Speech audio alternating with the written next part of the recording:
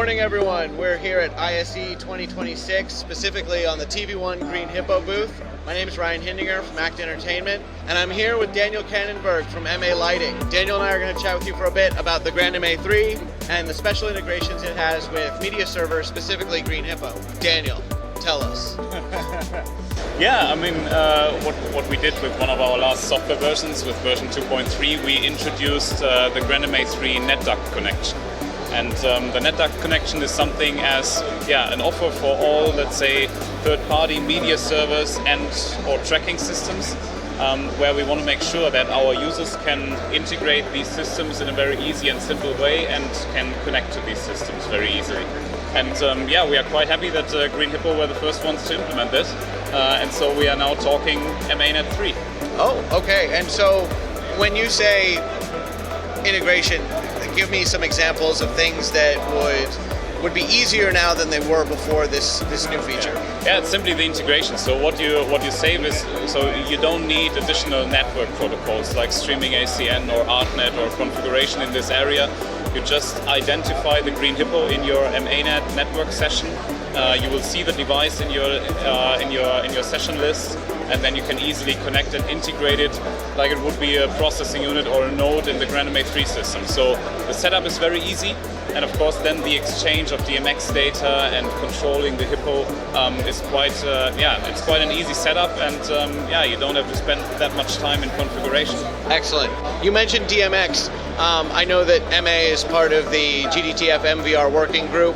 I know that the developers at Green Hippo are actively working on expanding Green Hippo's integration into that ecosystem. Can you tell us a little bit about the advantages to that?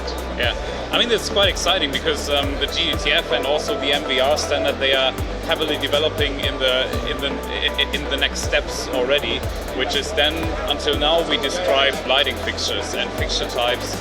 And now we are going more into that media server and also tracking system direction, and therefore we are quite happy that Green Hippo is taking the effort also to collaborate on this, because what we want to do is extend the MVR standard to make it even more feasible for users that want to integrate their media servers. And with the MVR exchange, the group did the next step, not only to import and export MVR stuff via the USB stick, but we also want to do it via network in real time. And this is of course an advantage especially with the workflow with media servers, will help you to exchange some layer data, to exchange thumbnails, to exchange all the data you need in your console to control your system then. Yeah, I know for the Green Hippo folks, 2026 is the year of DMX control, so I'm sure we're going to be seeing some new things from them very, very soon. In terms of what comes next, I know the MA team is hard at work on version 2.4. Are there some things we should be looking forward to, specifically as they relate to media servers and video control? I mean, you should always look forward to the next grandMA3 update. But, I'm so sorry. So then the next software version, as you mentioned, will be 2.4. We do a lot in terms of phaser and preset workflow, but especially regarding media servers, we did also the next step with the MVR integration, because what we want to make sure is once we have this MVR exchange and the media server companies are developing in that direction, we want to be prepared. And therefore what we did is a sequential MVR import now with the 2.4 software. That means you can really decide which objects, which data you want to get from an MVR file. So before that you would always override everything with importing an MVR, and that makes it of course impossible then, or in the future possible to just exchange whatever thumbnail data or your layer addresses or whatever you want to share with the media server system without overwriting the whole other stuff you get from an MVR file. And could that work in both directions, so that if I've got a show file with a lot of thumbnails and a lot of content, but maybe I don't know what I'm going to use, I can only bring over the things that I need in that moment for that show? Absolutely, that's the goal, and therefore the MVR standard, which is from the beginning on a very bidirectional interpretation of exchanging data. Therefore, it's quite useful, and I think we are all developing in this direction.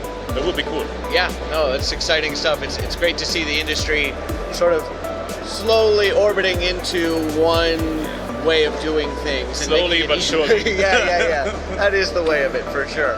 So what comes next as far as Green Hippo, MA, working together? I know there have been some conversations in the background. Will there be more in development over the course of the year?